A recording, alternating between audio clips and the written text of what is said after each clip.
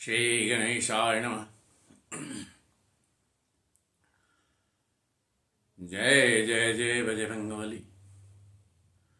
अतुलितबलधामं हेमशैलावदेहं धनुजवनकृशाणुं ज्ञानिनामग्निगण्यं सकलगुणनिधानं वानराणामधीशं रघुपतिप्रियभक्तं वातजातं नमामि।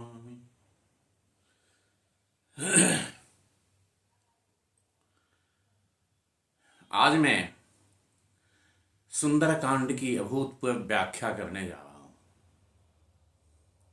जो शायद आपने इससे पहले कभी नहीं सुना होगा।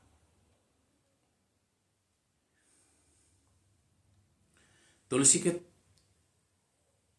रामचरितमानस में सुंदरकांड रामायण का हृदय है। इसमें उत्साह, उमंग, साहस, पराक्रम, बल, बुद्धि, विद्या, चतुराई और सेवकाई, अहंकार विहीनता, प्रेम, शरणागति, भक्ति सभी का समावेश है। भिन्न भिन्न जगहों पर महान कवि तुलसीदास ने साहित्य के माध्यम से कविता में सुंदरता प्रदान की है। बीच बीच में नीतियों का पुट रखा है, ज्ञान का पुट रखा है और इसको बहुत हद तक ज्ञान भक्ति की ओर ले गए हैं। जो मनुष्य सही अर्थों में इसको सुन करके, सुनत गावत और गाएगा, सुन करके गाएगा, सुनत गावत कहत कहेगा, कहेगा तब जब याद रहेगा। सुनत गावत कहत और इसके बाद कहते हैं समूझत। जो समझेगा इसको परम पद नर पावई, उसको परम पद की प्राप्ति होगी। तो परम पद की प्राप्ति अर्थात लक्ष्य की प्राप्ति होगी। धर्म, अर्थ और काम, मोक्ष, सभी चीजों की प्राप्ति इसमें संभव है।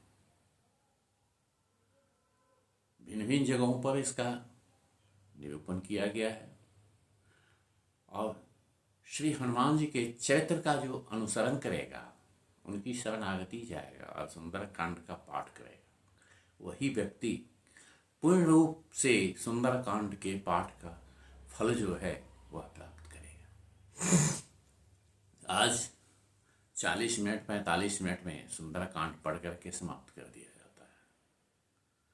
इस कान से सुना, उस कान से निकाल दिया, इसका कोई फायदा नहीं है। जीवन में उसको जब तक आप उतारेंगे नहीं, तब तक उसका क्या फल मिलेगा? भगवान के नाम का महत्व क्या रह जाएगा? आगे आप तो ऐसा करेंगे नहीं, उस पर चलेंगे नहीं, तो कोई फल नहीं मिलेगा।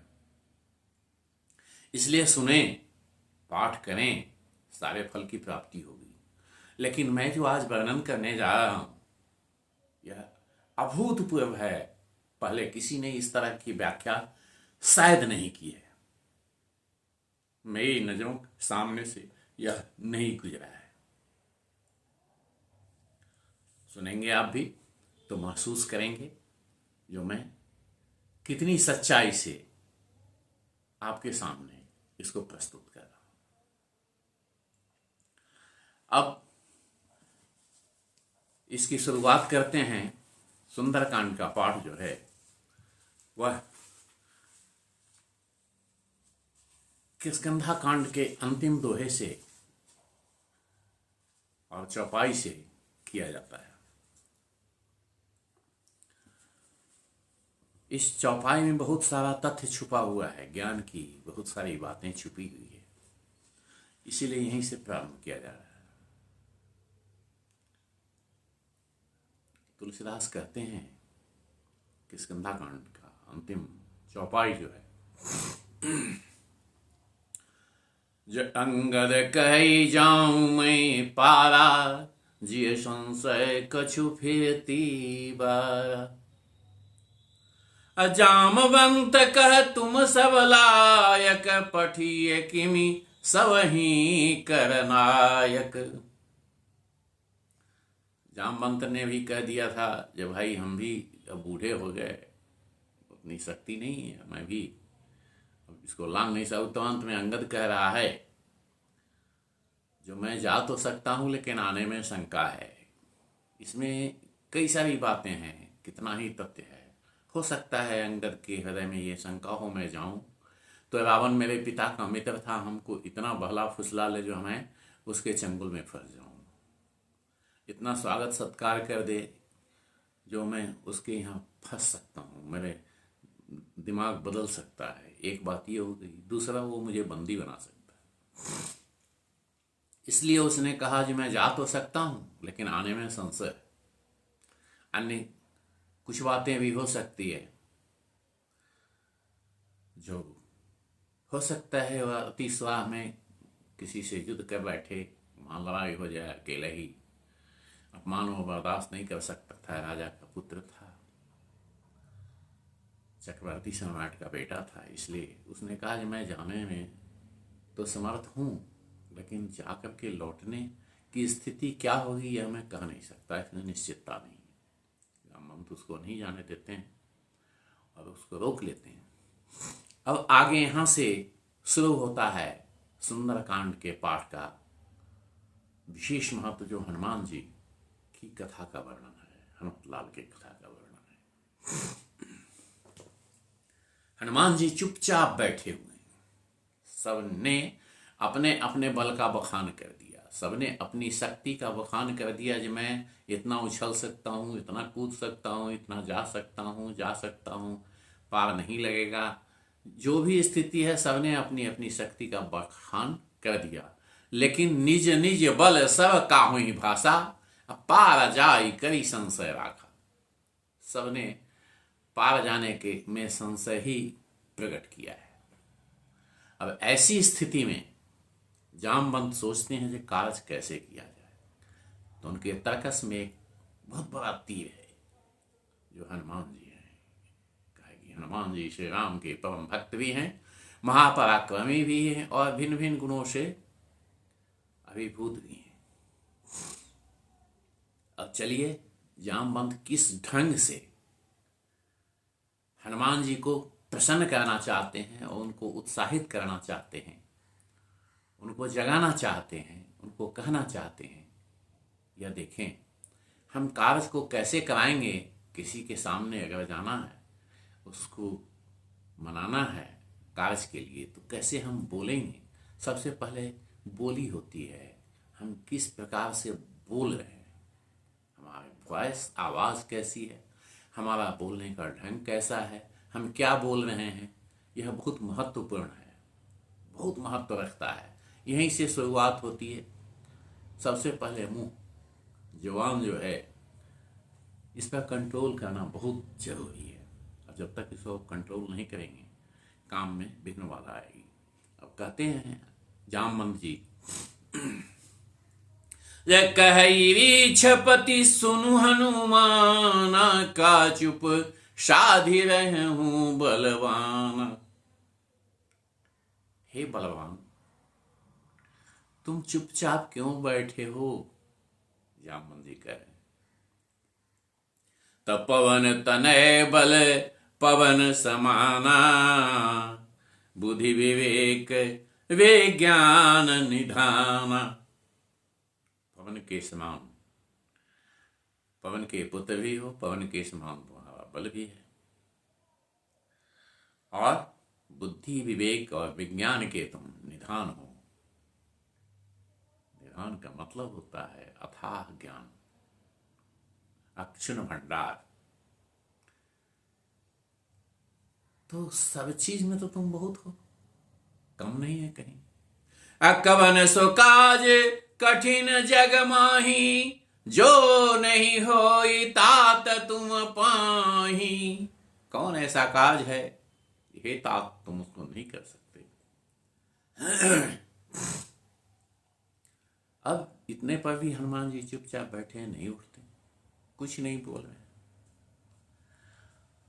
जामवंत ने देखा जो बड़ाई करने का कोई फायदा नहीं हो रहा है। अब देखते हैं तो इधर हनुमान जी अपने बड़ाई से वैसा फूल के कुप्पा होने वाला नहीं है।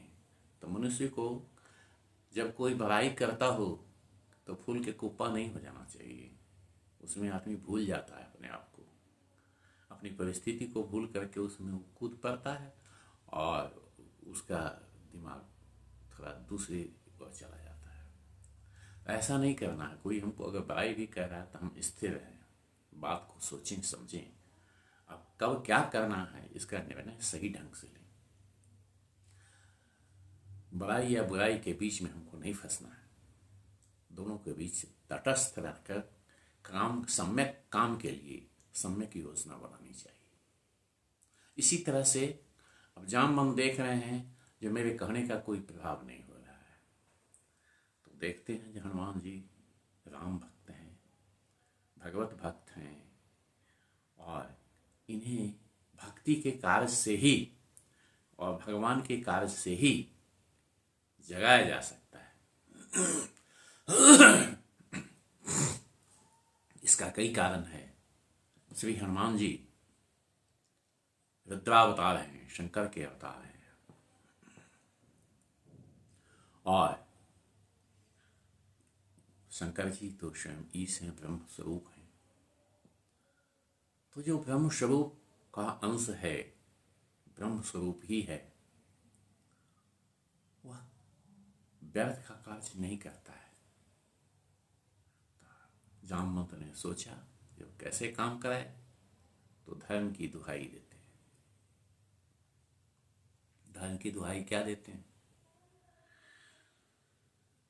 तो राम काज लगी तब अवतारा, सुनतहि भयउ पर्वताकारा।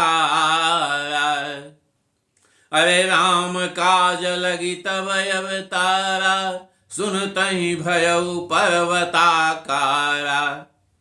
राम कार्य के लिए आपका अवतरण हुआ है, हे बजरंगबली, हे हनुमान। राम के कार्य के लिए ही आपका अवतरण हुआ है। सुनतहि भयउ पर्वताकारा, यह सुनते ही अब पर्वताकार होकर खड़े हो जाते हैं। कहने के लिए तो है राम काज का, राम सिर्फ दशरथ के बेटे हैं, सीता क्या सिर्फ राम की पत्नी है? यह सोचने की बात है, सीता और राम है कौन? तो राम काज धर्म का कार्य है। धर्म का कार्य कैसे है? तो स्वयं राम जो हैं कौन है? ब्रह्म है, परम ब्रह्म है। तुलसीदास जी कहते हैं, बालकांड में ही है इसका वर्णन। जब बिनु पग चलई सुनई बिनु काना, कर बिनु कर्म करहि विधि नाना। आनन रहित सकल रस भोगी, बिनु वाणी भक्तावर जोगी।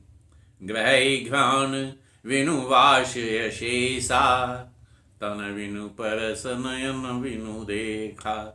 असी सब भांति अलौकिक करणी, महिमा जासु जाई नहीं बरणी। तसोई प्रभु मोर चराचर स्वामी, रघुवर उर सब अंतर जानी। तजों प्रभु दीन दयाल कहावा, आरती हरण वेद जस गावा। तमंगल भवन अमंगल हारी, द्रव्यंशु दशरथ जिर बिहारी। अब राम जो है वह ब्रह्म स्वरूप है, बिनु पग चले बिना पैर के चलता है, सुनई बिनु काना कान के बिना सुनता है, कर बिनु कर्म करहि विधि नाना, हाथ नहीं है फिर भी सब काम करता है, कर बिनु कर्म करहि विधि नाना, आनंद रहित मुंह नहीं है लेकिन सब चीज खा लेता है, सकल रस भोगी बिनु वाणी, जीव नहीं है लेकिन फिर भी बिनु वाणी, बक्तावर जोगी सब कुछ बोल लेता है, बिनु वाणी बक्तावर जोगी, भाई घ्राण बिनु वास अशेषा, नाक नहीं है लेकिन सबका गंध ले लेता है, भाई घ्राण बिनु वास अशेषा, तन बिनु परस नयन बिनु देखा, तन के बगैर भी सारे स्पर्श को महसूस कर लेता है, तन बिनु परस नयन बिनु देखा, और बिना आंख के ही सब कुछ देख लेता है, इतना समर्थशाली है वह। निराकार भी है, निर्गुण भी है, कुछ भी नहीं है उसमें लेकिन सब कुछ है। इस प्रकार हमारा राम है, और राम ब्रह्म स्वरूप है, तो ब्रह्म स्वरूप अर्थात भगवान के कार्य के लिए ही आपका अवतरण हुआ, ऐसा जामवंत जी हनुमान से कह रहे हैं। अब भगवान के कार्य के लिए जब आपका अवतरण हुआ है, यह सुनते ही पवनसुत हनुमान एकदम उत्साह उमंग के साथ उछल पड़ते हैं। अब कैसा स्वरूप है उनका, विचित्र सुंदर स्वरूप का वर्णन किया है तुलसीदास ने। अरे कनक बरन तन तेज विराजा, मानहु अपर गिरिन कर राजा। कनक वर्ण है, सोने का वर्ण है, जिससे चमकता हुआ सोना है। कनक वर्ण तन तेज, शरीर में तेज फूट रहा है, उसे रश्मियां फूट रही है। कनक वर्ण तन तेज विराजा, मानहु अपर गिरिन कर राजा। मानो इतना विशाल शरीर है जो मानो पर्वताकार रूप में प्रकट हुए हो। गिरी का राजा, पहाड़ों का जो राजा हो, उस प्रकार से विशाल देह पकड़ करके वैसा प्रकट हो गए हैं हनुमान जी। असिंहनाद सिंहनाद करी बारही बार, लीलऊ नाघऊ जल निधि खारा। बार बार सिंहनाद कह रहे, और जामवंत से कह रहे हैं, बोलो क्या समुद्र को सोख जाऊं, लीलऊ लील जाऊं, सोख जाऊं, पी जाऊं, लीलऊ नाघऊ, या इसके पार चला जाऊं, जल नहीं खारा, खारे समुद्र के पार जाऊं या इसको सोख जाऊं। अब आगे कहते हैं, अरे सहित सहाय रावण ही मारी, अरे सहित सहाय रावण ही मारी, आनऊ यहां त्रिकूट उपारी।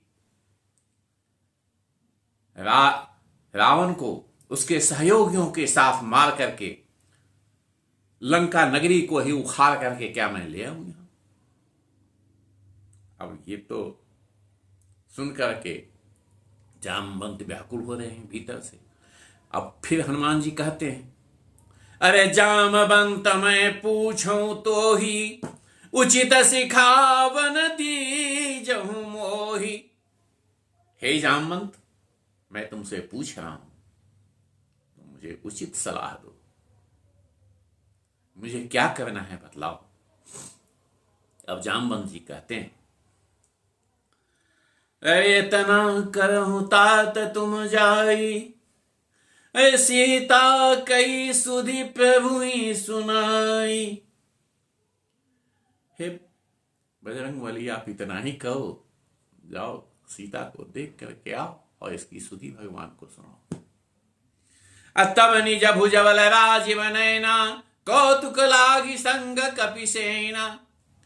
तब बंदों की सेना लेकर के भगवान श्री राम अपने बल पराक्रम से क्या करेंगे, त कपिसेन संग संहारी, निशिचर राम सीतहि आनी है। त्रैलोक पावन सुजस सुर मुनि नारद आदि बखानी है। नारद आदि जो हैं भक्त जो हैं वह भगवान श्री राम के ये कपि सेना के साथ निश्चरों के संहार का गुण जो है वह तीनों लोकों में गाएंगे। जो सुनत, जिसको सुनने से, जो सुनत गावत कहत समुझत, सुनने के बाद क्या करना है? गावत, जो इसका गान करता है, गुणगान करता है। जो सुनत गावत कहत, कहता है, असमूझत, इसको जो समझता है वस्तः उसके लिए ये चारों चीज होना चाहिए। एक चीज से ही सुंदरकांड का पूरा फल नहीं मिलेगा। जो सुनत गावत कहत समूझत, परम पद नर पावई, वह मोक्ष तक की प्राप्ति कर सकता है। धन सफलता को कौन पूछे, मोक्ष तक को प्राप्त कर सकता है। भक्ति भी प्राप्त कर सकता है और मोक्ष की प्राप्ति भी कर सकता है। परम पद नर पावई, यह सुंदरकांड इतना महत्वपूर्ण है जो जीवन के हर क्षेत्र में सफलता को प्रदान करने वाला है। इसमें गुण होना चाहिए, इसको समझना चाहिए कि आखिर है इसमें क्या क्या। रघुवीर पद पाथोज मधुकर दास तुलसी गावई, श्री राम के चरणारविंद में, कमल रूपी चरणारविंद में मधुकर तुलसीदास जो है, मधु का जो लोभी है तुलसीदास भौरे की तरह, वह उनके चारों ओर घूमते हुए, प्रदक्षिणा करते हुए, उनका प्रणाम करते हुए उनका गुणगान कर रहा है। अभव भी खज रघुनाथ जसु सुनहि जन रुनारी, भगवान के इस सुंदर चरित्र को जो सुनता है, भव भी सज, ये जो दुनिया का महासागर है, समुद्र है, माया का जो नगरी है, इसमें जो भिन्न भिन्न प्रकार के जन हैं, उनसे जो आपत्तियां आती है, विपत्तियां आती है, उन सबों का निराकरण इस भगवान के कोमल चरित्र से दूर हो जाता है। भव भी खज रघुनाथ यशु सुन ही जे नर अरुणार, जो उसको श्रवण करते हैं, गाते हैं, सुनते हैं, समझते हैं, उनके सारे दुखों का अंत तिनकर सकल मनोरथ है। उनके सारे मनोरथ भगवान भोलेनाथ सिद्ध करे तिशिराय, वो उसकी सिद्धि प्रदान करते हैं। और चूंकि बजरंगबली श्री राम के दूत हैं और शंकर के अवतार हैं, इसलिए बजरंगबली भी उसकी सहायता करते हैं। इसीलिए सुंदरकांड जो है वह अति प्रिय चीज है और इसका जो गुणगान है वह वास्तव में भक्ति प्रदान करने वाला है। तनीलोत्पल तन श्याम काम कोटि शोभा अधिक, शून्यता सुगुण ग्राम जासु नाम यह खगवधिक। भगवान श्री राम के गुणगान से पाप रूपी पक्षी जो है वह समाप्त हो जाता है, नष्ट हो जाता है, मर जाता है। उस सुंदर श्याम नीलोत्पल, नीलता से सुशोभित श्याम शरीर का शोभा क्या वर्णन किया जाए। उनके चरणारविंद में कोटि कोटि प्रणाम है। इस तरह से मास पारायण 23वां विश्वाम समाप्त करते हुए तुलसीदास आगे की ओर प्रस्थान करते हैं। सुंदरकांड में हम प्रवेश करेंगे। ये इति श्रीमद् रामचरितमानसे सकल कलि विध्वंसने चतुर्थ सोपान समाप्त है। किष्किंधा समाप्त है। किष्किंधा कांड का यहाँ समाप्ति होता है। अब हम आते हैं सुंदरकांड में प्रवेश करते हैं। सुंदरकांड के प्रवेश से पहले जब आप पाठ करना शुरू करेंगे तो बाएं पृष्ठ पर सुंदरकांड के जब खोलेंगे रामायण तो बाएं पृष्ठ पर शरणागति के रूप में विभीषण जो है वह श्री राम के चरणों में झुका हुआ है। वहां एक दोहा लिखा हुआ है। यह बहुत ही महत्वपूर्ण दोहा है। सुंदरकांड का हृदय है ये दोहा। बहुत सुंदर है। शरणागति से क्या होता है इस बारे में तुलसीदास जी कहते हैं। विभीषण श्री राम के चरणों में झुक जाता है, गिर जाता है और कहता है, जस श्रवण सुजस सुनी आयऊ। हे प्रभु, आपके सुयस को सुन करके अपने कानों से सुना है मैंने। श्रवण सुजस सुनी आयु, सुन करके मैं आया हूं आपके पास। अरे प्रभु भंजन भव भीर, आप इस भव के बंधनों को काटने वाले हैं। जिस जंजीर में मैं बंधा हुआ हूं भव बंधन में, उसको काट सकते हैं और काटने में समर्थ हैं, क्योंकि वह आपके अधीन है। श्रवण सुजस सुनियायऊ, प्रभु भंजन भव भीर। त्राहि त्राहि आयत हरण, शरण सुख रघुवीर।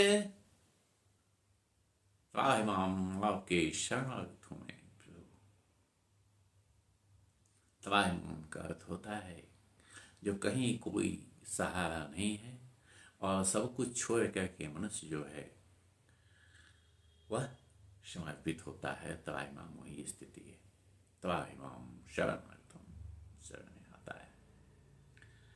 शरण सुखद रघुवीर, आपकी शरणागति जो है सुख को प्रदान करने वाली है, सच्चिदानंद में डुबा देने वाली है। ये शाश्वत है। अब इसको ध्यान में रखना है। जो शरणागति जानी है प्रभु की, शरणागति बहुत विशेष चीज है। शरणागति पर मैं आगे कहीं कुछ बोलूंगा, लेकिन यहाँ ये मुख्य बिंदु है शरणागति। तो सुंदरकांड में शरणागति जब तक आप नहीं जाएंगे भगवान की, कोई काम नहीं होगा। इसलिए भगवान के शरण में जाना ही अंतिम लक्ष्य है इस सुंदरकांड का। ये 3 रूपों में प्रकट हुआ है। एक ये मुख्य बिंदु है। एक है हनुमान जी राम की शरण में जाते हैं, इसका वर्णन आगे मिलेगा। दूसरा विभीषण जी शरण में आते हैं, और तीसरा सुख जो है शारद, सुख भी आता है भगवान श्री राम की शरण में। अंत में अगस्त मुनि का शिष्य था, वो श्रापित होकर राक्षस बन गया था, जो रावण के यहाँ दूत का काम करता था और गुप्तचर का काम करता था। अब हम इन तीनों की शरणागति को इसमें देखेंगे। बहुत सुंदर व्याख्या की है तुलसीदास ने। ये रामचरितमानस अद्भुत है। राम के गुण का गुणानुवाद अद्भुत रूप में किया गया है। अब प्रार्थना के साथ सुंदरकांड में हम प्रवेश करेंगे। श्री गणेशाय नमः। सभी विघ्न बाधाओं को दूर करने वाले श्री गणेश जी को प्रणाम है। श्री जानकी वल्लभो विजयति। श्री राम जी जो सीतापति हैं उनकी जय हो। यह कहते हुए पंचम सोपान सुंदरकांड का प्रारंभ होता है। श्लोक है, शांतम शाश्वतमप्रमेयमनघं निर्वाण शांति प्रदम ब्रह्मा शंभु फणद्वशेभ्य मनीषं वेदांत वेद्यं विभुं रामाख्यं जगदेश्वरं शिवगुरुं मायामनुष्यं हयं वन्देऽहं करुणाकरं रघुवरं भूपालचूडामणिम्। शांत, शाश्वत, हमेशा स्थिर रहने वाला, अप्रमेय, कोई सीमा नहीं, अड़ग, जो पाप विहीन है, निर्वाण और शांति को प्रदान करने वाला है। ब्रह्मा, शिव, शेषनाग के द्वारा सेवित है। वेद भी जिसका पार नहीं पा सकते हैं। वेदांतम, वेद्यम स्वयं वेद है, विभुम भगवान है। राम जगत का ईश्वर है, शिव गुरु है, देवताओं का गुरु है, और माया रूपी मनुष्य रूप धारण करके हरि जो हैं स्वयं प्रकट हुए हैं। उनके करुणा का रघुवर राजाओं में श्रेष्ठ चूड़ामणि, राजाओं में श्रेष्ठ की मैं वंदना करता हूँ। राम की वंदना यहाँ तुलसीदास ने किया है। नान्यास्पृहा रघुपते हृदयस्मदीये, सत्यं वदामि च भवानखिलान्तरात्मा। भक्तिं प्रयच्छरौ पुंगवनिर्भाम मे, कामादिदोषरहितं कुरु मानुषं च। अब श्री तुलसीदास कहते हैं, जो किसी के द्वारा अस्पृश्य नहीं, उसको स्पर्श नहीं किया जा सकता। नान्यास्पृहा रघुपते हृदयस्मदीये, हृदय में निवास करने वाले, बड़ी मुश्किल से हृदय में निवास करते हैं, और सबके हृदय में विराजमान भी है। भगवान विष्णु सबके हृदय में विराजमान है। सत्यम वदामि च भवानखिलान्तरात्मा, दुनिया के सभी आत्माओं में वही हैं, कहीं कोई दूसरी आत्मा है ही नहीं, उन्हीं का स्वरूप है आत्मा। लेकिन वो आत्मा माया के रूप में है, जो मुंह के भीतर है। भक्तिम प्रेक्षरौ पुंगव निर्भाम में,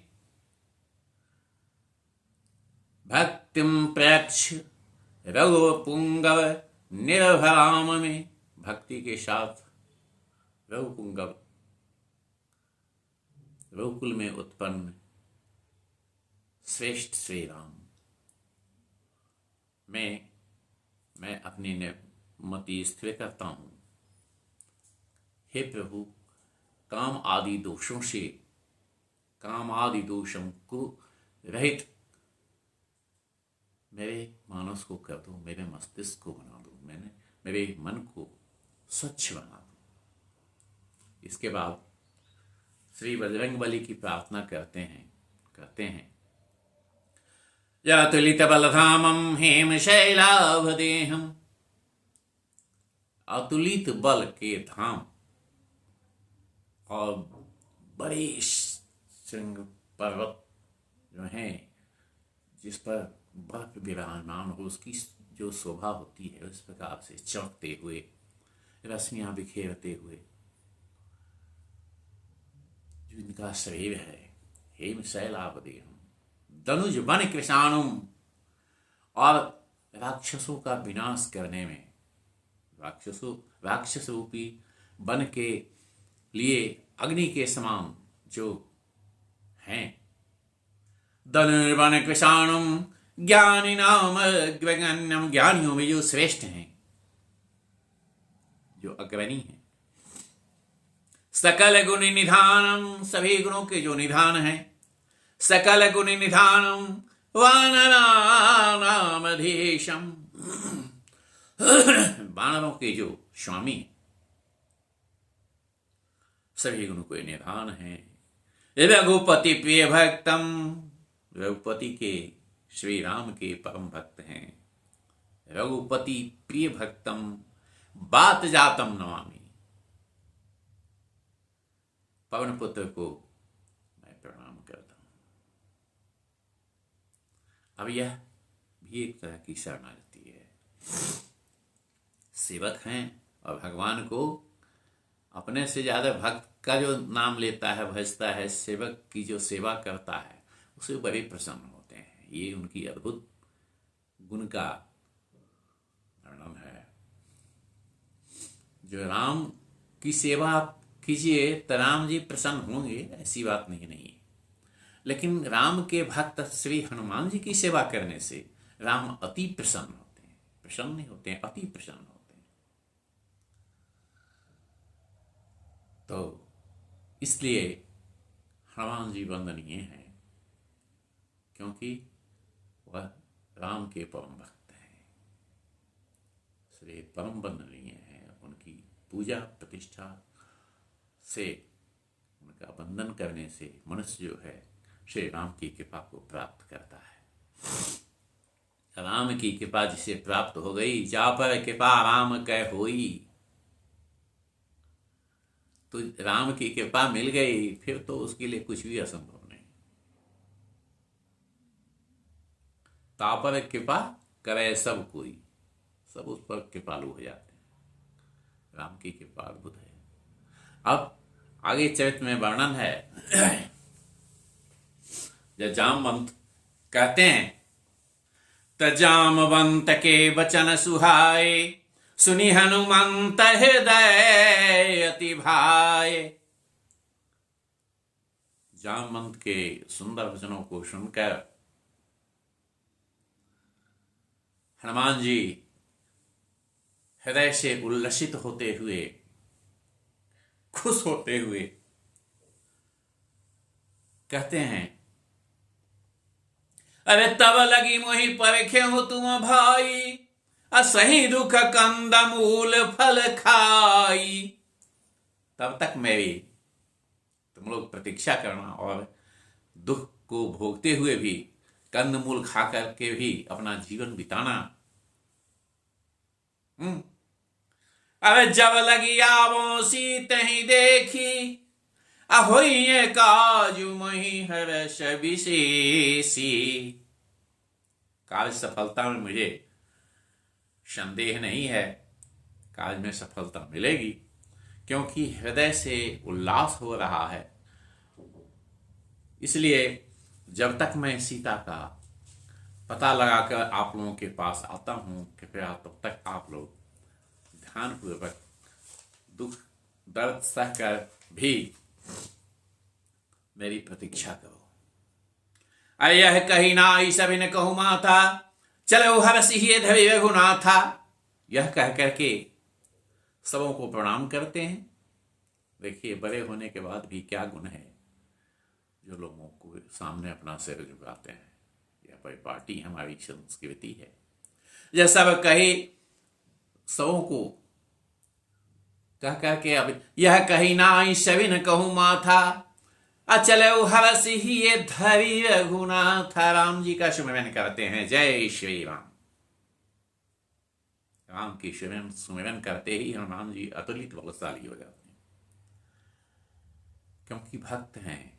उनके कार्य के लिए ही अपनी शक्ति को तुरंत प्रकट करते हैं।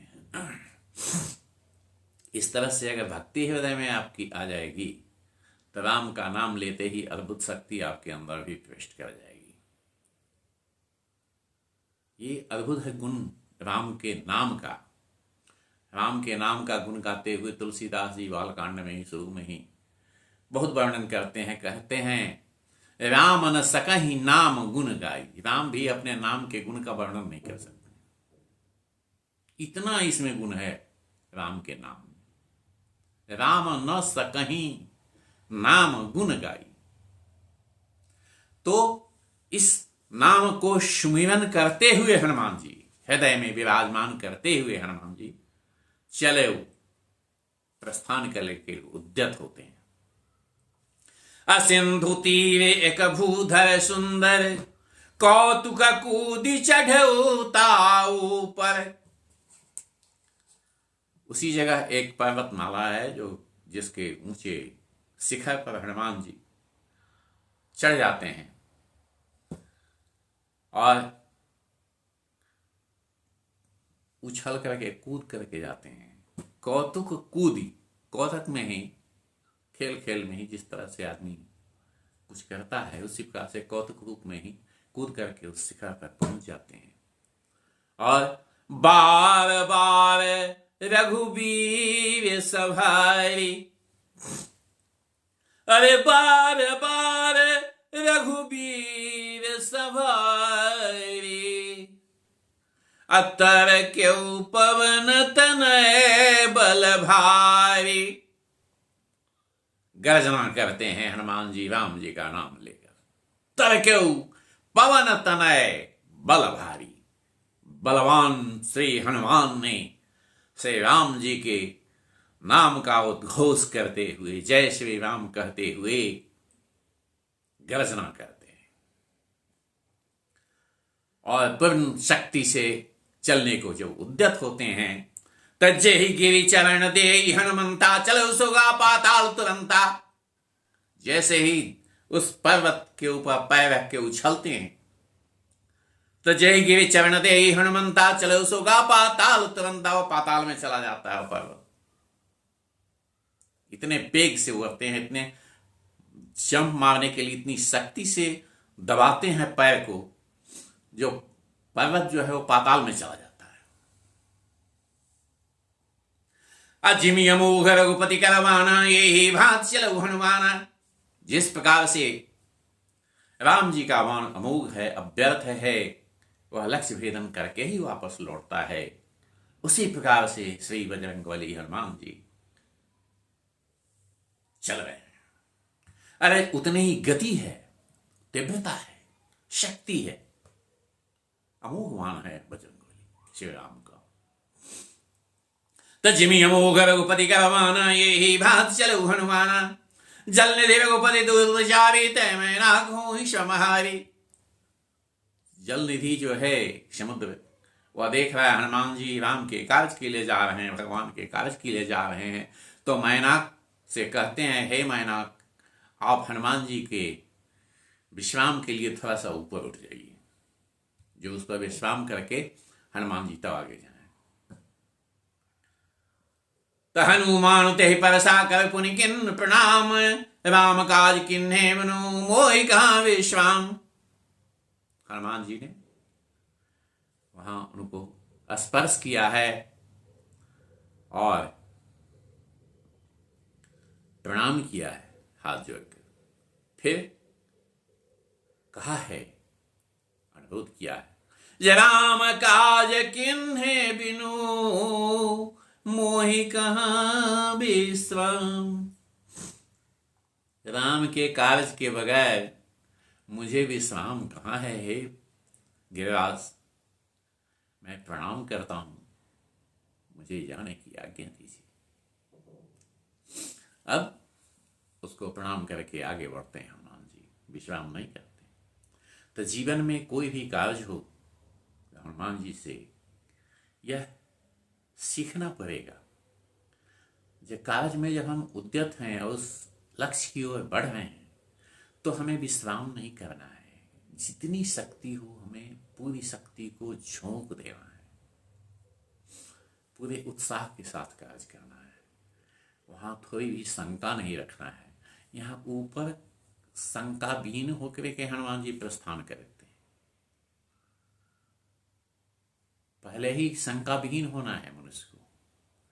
तो शंका विहीन के लिए हनुमान जी ने कहा, जो तब लगो ही परखे तुम भाई, जो सहिरु कंद मूल फल खाई, जब लग आवों सीते ही देखी, होई है काज मोहि हरस विशेषी।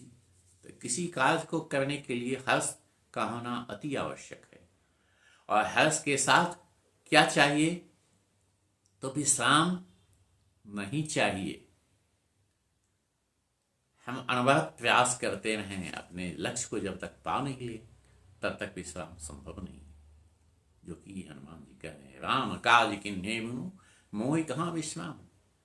राम के कार्य के बगैर मुझे विश्राम कहाँ।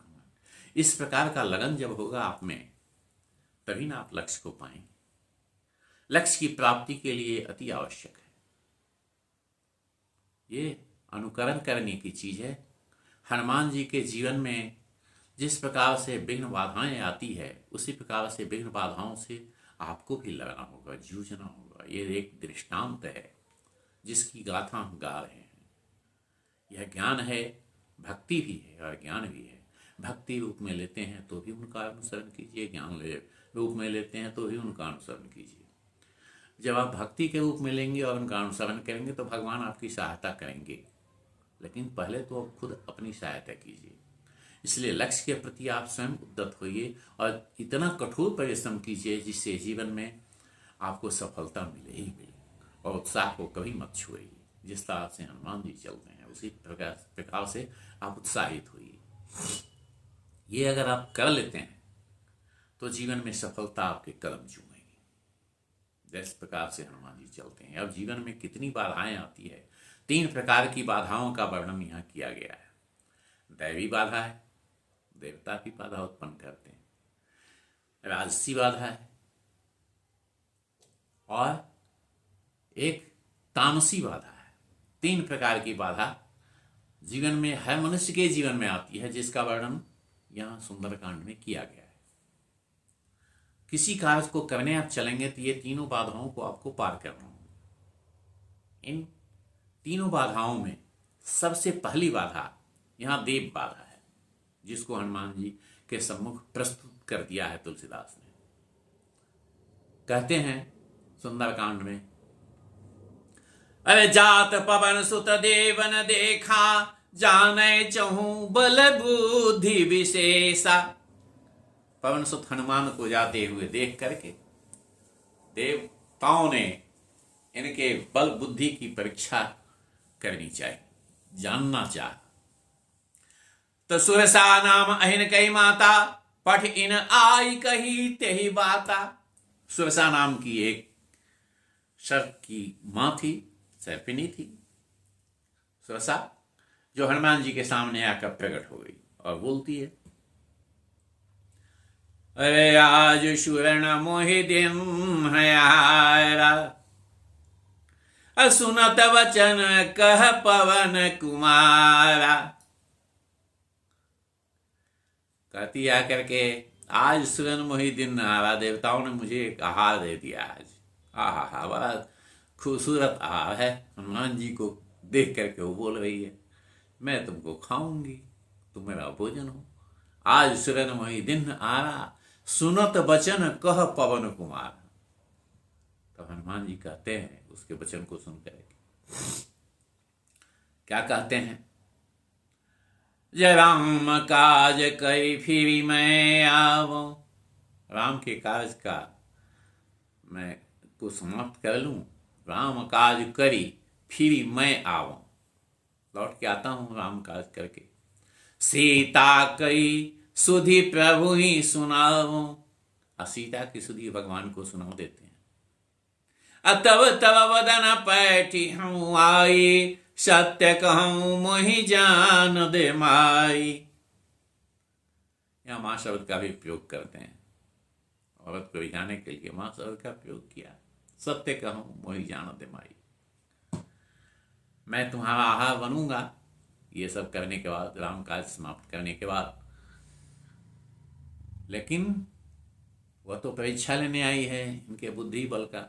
मां कहने पर भी वो नहीं मानती है,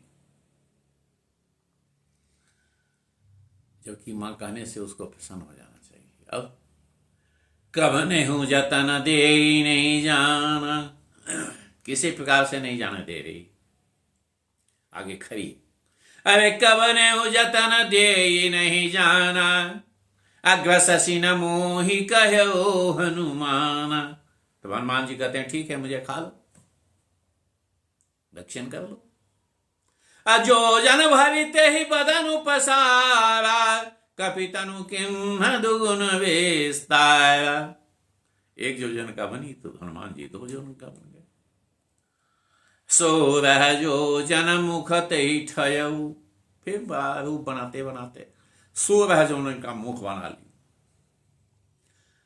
तुरत पवन सुत 32 भयो, हनुमान जी तुरंत बढ़ गए, 32 बन गए। 16 के 2 गुना हो गए, 16 दूना 32, 2 गुना रूप पकड़ लिया उन्होंने। अरे जस जस सुरसा बदनु बढ़ावा, तासु दून कपि रूप दिखावा। जैसे सुरसा अपने शरीर को बढ़ाती जा रही है, हनुमान जी उसे दुगुने होते जा रहे हैं। असत जो जनते आनन किन्हा, अति लघु रूप पवन सुतलिन्हा। 100 योजन का जब वो मुंह बनाती तो हनुमान जी बड़े छोटे रूप में आ जाते हैं। अब फिर क्या करते हैं? बदन पैठी पुनि बाहर आवा, मांगा विधाता ही शिरुनावा।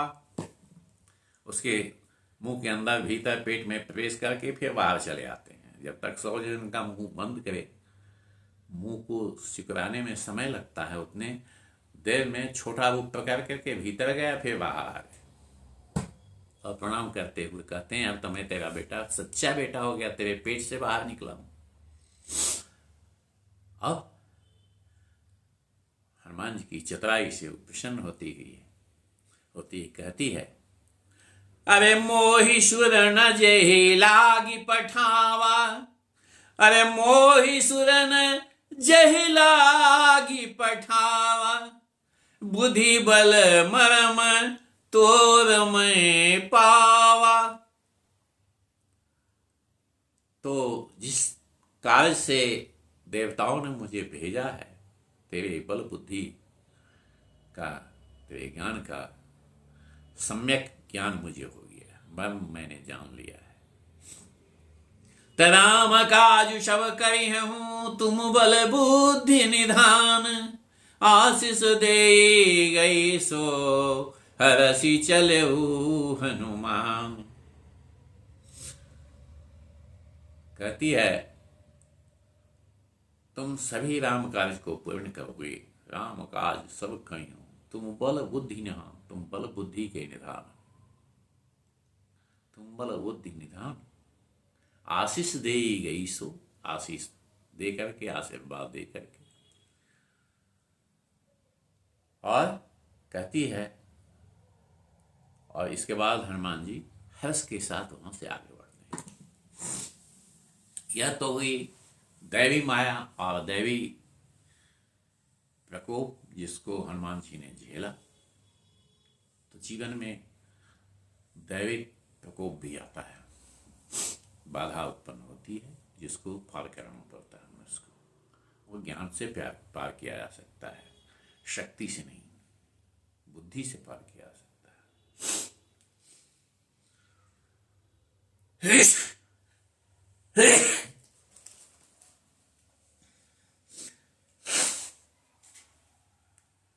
अब दूसरी बाधा उत्पन्न होती है, ये तामसी बाधा है। तामसी बाधा क्या है? तनिशिचर एक सिंधु महु रही, निशिचरी एक सिंधु महु रही, करी माया नभ के खग गहई, जीव जंतु जे गगन उराही, जल बिलो की तिन कै परिछाही। एक राक्षसी जो है, निश्चरी जो है, वह समुद्र के भीतर रहती है। अब क्या करती है? कवि माया नव के खग गई, आकाश में गगन चरी पक्षियों को उनके छां से पकड़ लेती है और इस शक्ति से उसको खा जाती है। गहई छां सक सोन ये भी गगन चर खा जाती है उसको गगन चर। अब सोई छल हनुमान कह किन्हा, तास कपट कभी तुरत ही चिन्ह। यही छल हनुमान जी के साथ भी करती है। चूंकि हनुमान जी आकाश मार्ग से जा रहे हैं, उनकी छाया नीचे पड़ रही, तो तास कपट कभी तुरत ही चिन्हा, उसके कपट को, छल को हनुमान जी समझ गए। जो अब उन्होंने द्रुत गति से ठीक नीचे की ओर अपना बेग बना दिया है। ताहि मारि मारत सति वीरा, बारिधि पार गयौ मति धीरा। उसको मार करके हनुमान जी समुद्र को लांघ जाते हैं। अब समुद्र को तो लांघ जाते हैं, अब तीसरी बाधा है। तो तामसी बाधा को समाप्त करने के बाद ही आप आगे बढ़ सकते हैं। दैवी बाधा के आगे सिर नवाना और तामसी बाधा को समाप्त करना, उसका मूल ही नष्ट कर देना सफलता के लिए अति आवश्यक है। अब तीसरी बाधा आती है, वह बाधा है राजसी बाधा। इस राजसी बाधा को जब तक पार नहीं करेंगे तब तक जीवन में सफलता नहीं मिलती है, और यही हनुमान जी कह रहे हैं। यहां राजसी बाधा उत्पन्न हो रही है। यहां राजसी बाधा क्या है? जो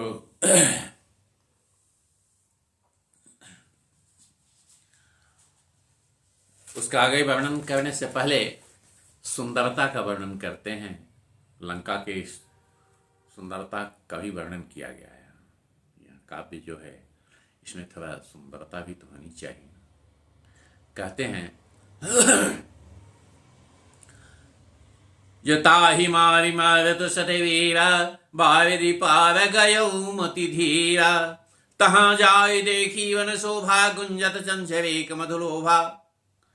मधु के लोभ वाले चंचल भंवरे को गुंजार करते हुए हनुमान जी वन की शोभा का दृश्य देखते हैं। नाना तव फल फूल सुहाए, खगमृग विंद देखी मन भाए।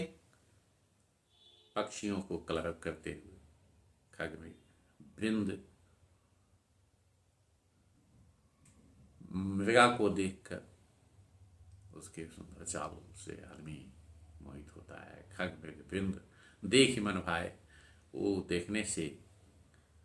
और नाना तव फल फूल सुहाए, भिन्न भिन्न प्रकार के फल और फूल वहाँ लगे हुए हैं पेड़ पौधों में, और मृग विचरण कर रहे हैं, और पक्षियाँ कलरव कर रही है, खुशी का माहौल है। इस प्रकार के शोभा को देखकर हनुमान जी खुश होते हैं। शैल विशाल देख एक आगे, तापर धाई चढ़ऊ है त्यागे। एक पर्वत है, पर्वत पर हनुमान जी चढ़े आते हैं। देख करके एक पर्वत को देखें, चढ़ जाते। शैल विशाल देख एक आगे, तापर धाई चढ़ऊ है त्यागे। वहां से देख करके देखते हैं उमा न कछ कप के अधिकाई, प्रभु प्रताप जो काले खाई। शंकर जी कथा सुना रहे हैं, पार्वती जी को कहते हैं हे पार्वती, हे उमा, ये कपि की बड़ाई नहीं है, राम के दूत हैं, इसलिए उनकी शक्ति विशेष है। उनके प्रताप से राम जो हैं वो काल को भी खा सकते हैं, उसका भी ग्रास बना सकते हैं। उस परम ब्रह्म के दूत हैं, इसलिए कपि नहीं, उनके भक्ति का प्रभाव है। गिरि पर चढ़ी लंका ते ही देखी। हनुमान जी वहां चढ़ जाते हैं लंका के पहाड़ पर। वो देख रहे हैं, क्या देख रहे हैं लंका में? कहीं न जाए अति दुर्ग विशेषी। लंका के दुर्ग की विशेषता को वर्णन करना तुलसीदास के लिए भी असंभव हो रहा है। क्यों? वह सोने से मंडित है, भिन्न भिन्न प्रकार की कलाएं हैं वहां निर्मित हैं, भिन्न भिन्न प्रकार की सुंदरताएं हैं। और कहते हैं अति उतंग जल निधि चहुपाशा, बड़े बड़े ऊंचे कमोरे बने हुए हैं, बाउंड्री बनी हुई, अति उतंग चहु, चारों ओर जल निधि चहुपाशा, चारों तरफ समुद्र के चारों तरफ जो घेरा बना हुआ है, लंका का घेरा जो है वह सोने का है। ऊंचे ऊंचे दीवार खड़े हैं, अति उतंग ऊंचे हैं। जल निधि चहुपाशा, कनक कोट कर परम प्रकाशा। चूंकि सूर्य की रश्मियां पड़ रही है तो उसे प्रकाश तो फूटेगा ही, परम प्रकाश। आंख नहीं ठहरता है उस चमक पर, इतनी सुंदरता है। इस सुंदरता में हनुमान जी देख रहे हैं कितना सुंदर है। कनक कोट विचित्र मणिकित सुंदर आयतन, सोने के भिन्न भिन्न प्रकार सुंदर सुंदर महल हैं, जिसमें मणियों के द्वारा और शोभा बढ़ रही है, मणि मंडित हैं। अब चौहट्ट हट्ट सुबट्ठ बीती चार बहुविध बना, चारों तरफ सुंदर सुंदर चबूतरे बने हुए हैं, लोग बाग के लिए बैठने के लिए सुंदर सुंदर स्थान बने हुए हैं। गजवाज खच्चर निकल पर से रथ बरूथनी कोगने, हाथी घोड़ा ऊंट बहेरा सब कुछ है। गजबाज, हाथी घोड़ा, खच्चर, निकर परचर अन्य पैर से चलने वाले जीव जंतु, रथ बरूथनी कोगने, रथ और सवार पैदल, रथ बरूथनी कोगने गए। बहुरूप निश्चर जूथ अति बल, भिन्न भिन्न प्रकार के रूप पकड़कर, बहुरूप निशिचर जूथ, बहुत समूह जो है भिन्न प्रकार के लोग उसमें हैं, निश्चय राक्षस लोग हैं। बहुरूप निश्चर जूथ अति बल सेन वर्णत नहीं बने, और सेना का वर्णन करते हुए कहते हैं बड़े शक्तिशाली संगठन है सेना का, बड़ी बड़ी शक्तियों से युक्त हैं। वनबाग उपवन वाटिका, वनबाग कितना सुंदर वर्णन है, वन भी है, बाग भी है, बगीचे भी हैं। वनबाग उपवन वाटिका, छोटे छोटे बगीचे, भिन्न भिन्न प्रकार की स्थितियां हैं वहाँ। वनबाग उपवन वाटिका, सरकूप वापी सोई, तालाब भी है, कूप भी है, कुआं भी है, और सविता भी है, नदी भी बह रही है। सरकूप वापी सोई, अब नाग शिव गंधर्व कन्या रूप मुनि मनमोही, उसी बीच में मनुष्य, नाग कन्याएं, मनुष्य की कन्याएं, नाग कन्या और नरनाग सुर देवता की कन्या, गंधर्व की कन्याएं, अर्थात सभी जीवों जो देहधारी हैं उसमें सुंदर शरीर जो प्राप्त किए हुए हैं, उस सुंदरियों का वर्णन करते हुए कहते हैं नरनाग सुंदर सुर गंधर्व कन्या रूप मुनि मनोमोही, इतनी सुंदर खूबसूरत हैं जो मुनि के मन को भी मोहित कर ले सकती हैं, इतनी सामर्थ है, इतनी सुंदरता है। और कहुमाल देह विशाल शैल, शमान अतिबल गरजें, बड़े बड़े पहलवान जो हैं, शक्तिशाली राक्षस जो हैं, पर्वताकार हैं जो गर्जना कर रहे हैं। नाना अखारें भिड़ें बहुविधि एक एक न तरजें, भिन्न भिन्न अखाड़ों में एक दूसरे से लड़ रहे, गर्जना करते हुए लड़ रहे, ताल ठोकते हैं, गर्जना करते हैं। ये भी एक दृश्य अद्भुत और मनोरम है।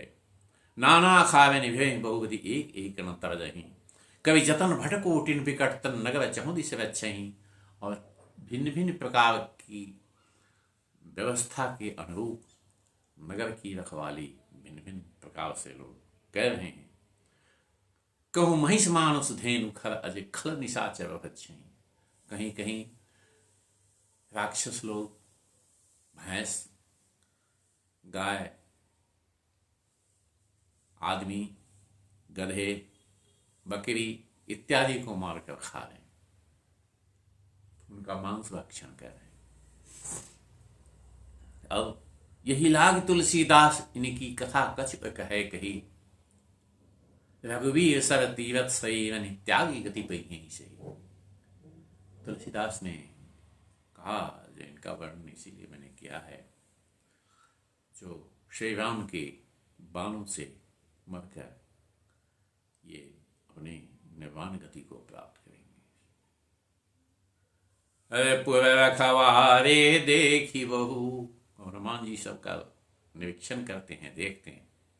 तो कहीं प्रविष्ट होने के लिए जाने से पहले मनुष्य को निरीक्षण करना चाहिए, अपने लक्ष्य का निरीक्षण करने में और वहाँ पहुँचने के लिए क्या क्या चीज़ आवश्यक है, किस प्रकार से हम जाएंगे, यह जानना अति आवश्यक है। हनुमान जी इसी तरह से निरीक्षण करते हैं। लंका का निरीक्षण बहुत जरूरी है। जाके हम वहाँ पहुँचेंगे कैसे और जाएंगे कैसे, ये तो विकट स्थिति है ना।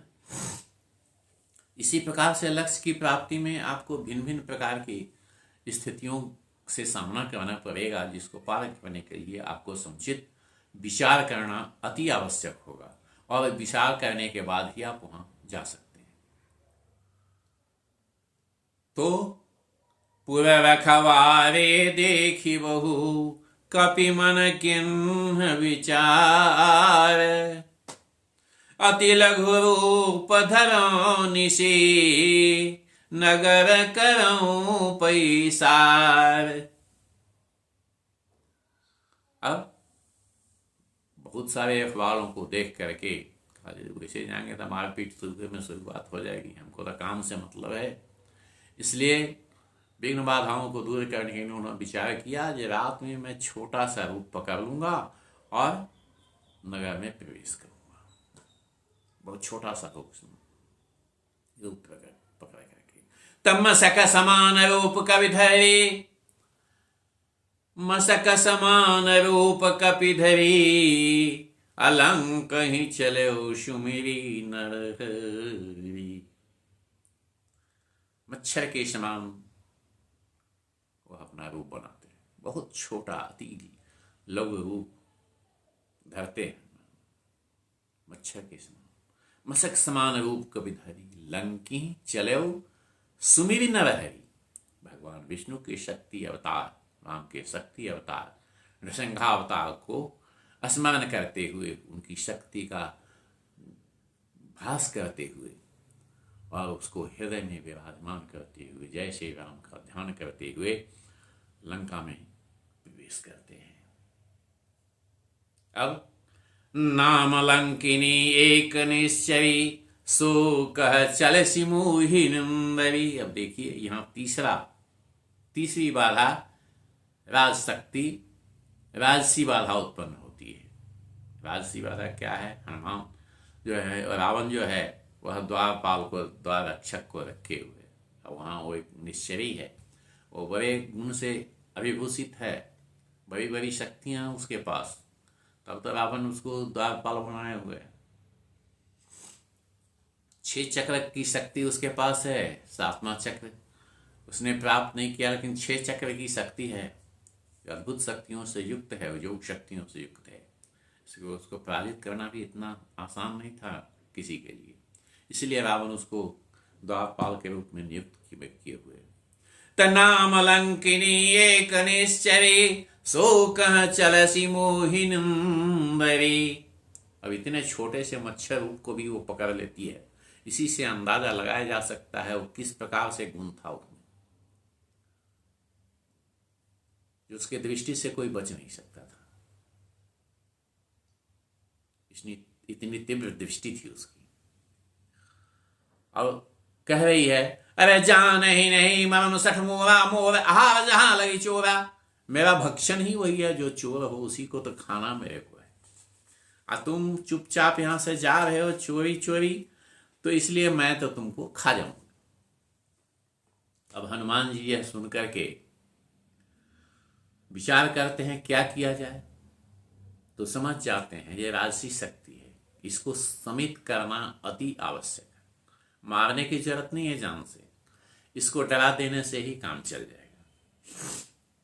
तो हनुमान जी क्या करते हैं, तब मुठका एक महाकपि हनी, अरे मुठका एक महाकपि हनी, रुधिर बमत धरनी धनमणि। एक मुक्का मारा हनुमान जी ने कस के,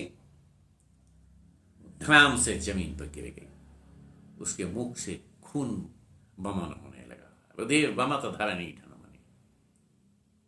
अपनी संभारी उठी सोलंका, जोरी पानी करी विनय सशंका।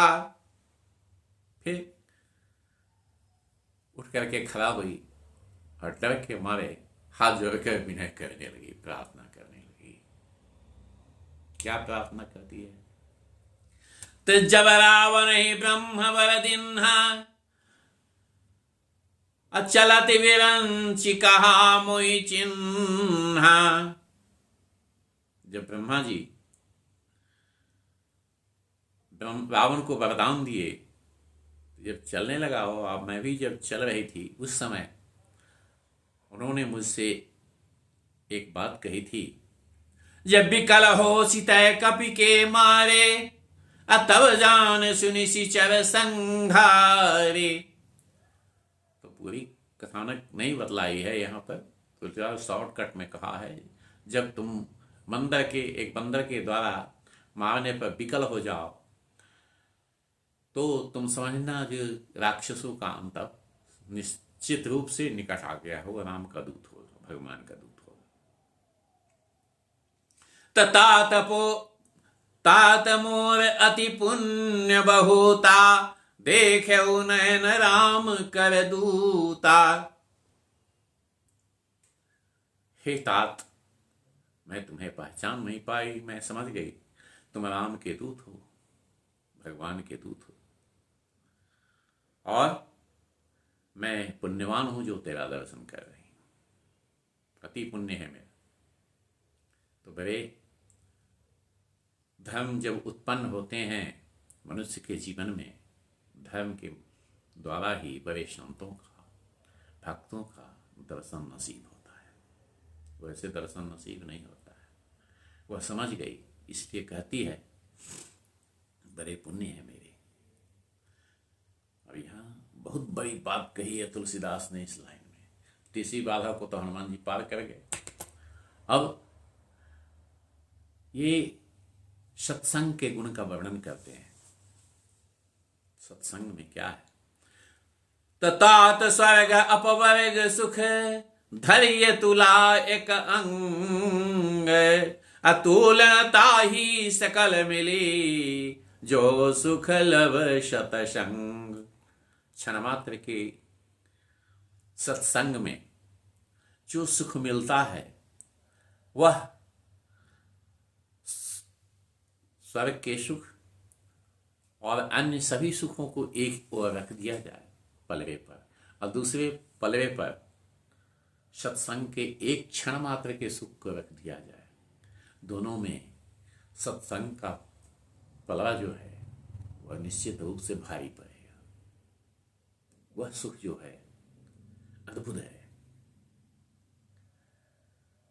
त संत मिलन सम सुख कछु नाही, यही इसको प्राप्त हो रहा है, इसका जीवन धन्य हो गया है।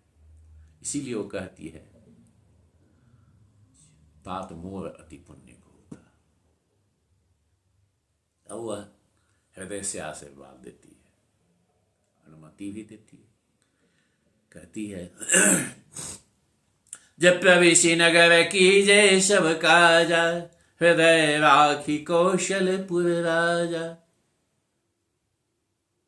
आप जाओ नगर में, प्रवेश नगर की जय, सब जो काम करना है वो करो। भगवान श्री राम को हृदय में स्थापित करके जाओ। लेकिन अब हनुमान जी उद्यत होते हैं। यहाँ कवि कहते हैं गरल सुधा रिपु करई मिताई। ये बड़ा विचित्र स्थिति है जो गरल विष और सुधा अमृत, एक मारने वाला और एक जिलाने वाला, दोनों में कभी दोस्ती हो सकती है क्या? लेकिन यहाँ वो भी हो रही है, संभव है। यह कहाँ से होता है? ये प्रभु कृपा से होता है, बिना प्रभु कृपा के ये संभव नहीं। तो गरल सुधा रिपु करय मिताई, दुश्मन मित्र बन जाता है। गरल सुधा रिपु करय मिताई गोपद सिंधु, समुद्र जो है गोपद के समान हो जाता है, गाय के खूर के समान हो जाता है। गोपद सिंधु अनल शीतलाई, अग्नि जो है वह शीतल हो जाती है। यह राम की कृपा है। गरुड़ सुमेरु रेणु समताही, गरुड़ पक्षी राज, सुमेरु पर्वत रेणु समताही, एक बालू के कण के समान है, धूल के कण के समान है। रेणु समताही, राम कृपा करी चितवा जाए, राम की कृपा दृष्टि जिस पर पड़ जाए उसके लिए ये धूल के कण के समान है।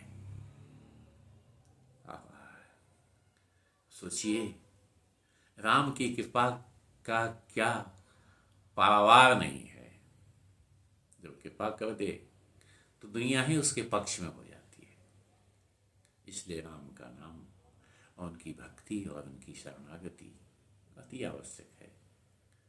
जितना भी गुणगान किया जाए कम है। उनके नाम में ये शक्ति है, उनकी भक्ति में ये शक्ति है जो कुछ भी असंभव नहीं है। गरुड़ सुमेरु रेणु समताही, राम कृपा करी चितवा जाए। तो अब हनुमान जी राम के कृपा से विभूत हैं, चलते हैं। तो अति लघु रूप धरऊ हनुमाना, पैठा नगर सुमेरु भगवान। छोटा रूप पकड़ के हनुमान जी नगर में प्रवेश करते हैं। वहां हम देखते हैं सब जगह जाते हैं, वहां जितने भी घर हैं सब मंदिर के रूप में बने हुए। तब मंदिर मंदिर प्रति कई शोधा, देखे जहाँ तह अगणित जोधा।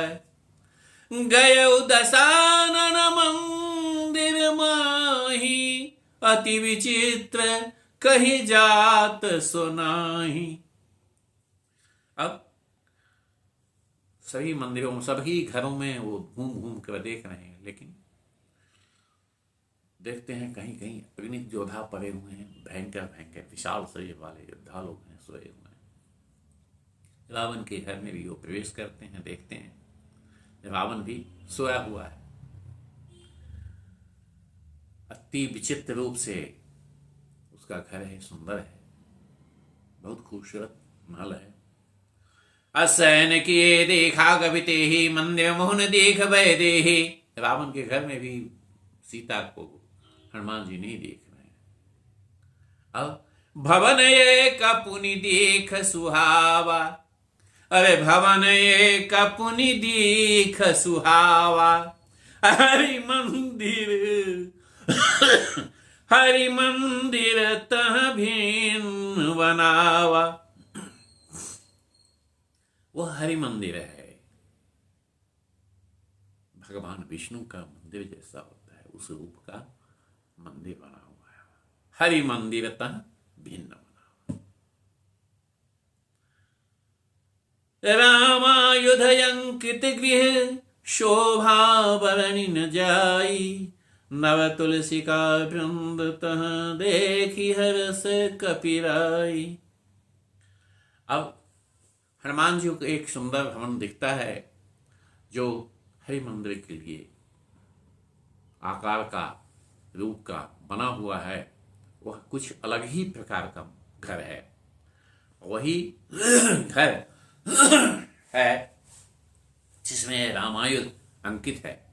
भगवान श्री राम, भगवान विष्णु के भिन्न भिन्न स्वरूप जो हैं, उनके जो आयुध हैं, उसकी वहाँ पर स्थिति बनी हुई है। धनुष बाण है, सुदर्शन चक्र है, गरुड़ है, इत्यादि चीज का वहाँ निरूपण किया गया है दीवार पर। और नव तुलसी का वृंदता देख हरस कपिराई। नए नए तुलसी के पौधे वहां चारों ओर फैले हुए हैं। यह देख करके हनुमान जी अति प्रसन्न होते हैं।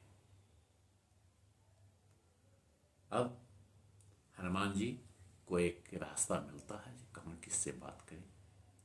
जब आप इस प्रकार से कार्य के लक्ष्य में प्रवेश करेंगे आगे, तो आपको सहायता के लिए भगवान कोई न कोई राह जरूर दिखाएंगे।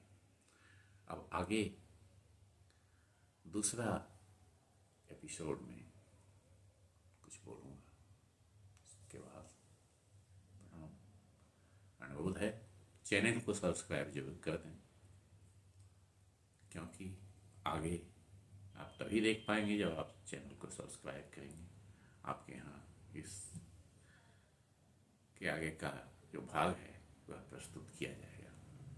चूँकि व्याख्यान में थोड़ा समय लगता है, कृपया पूरा सुनने की कोशिश करें। जय श्री राम, जय श्री बजरंग बली, जय जय जय बजरंग।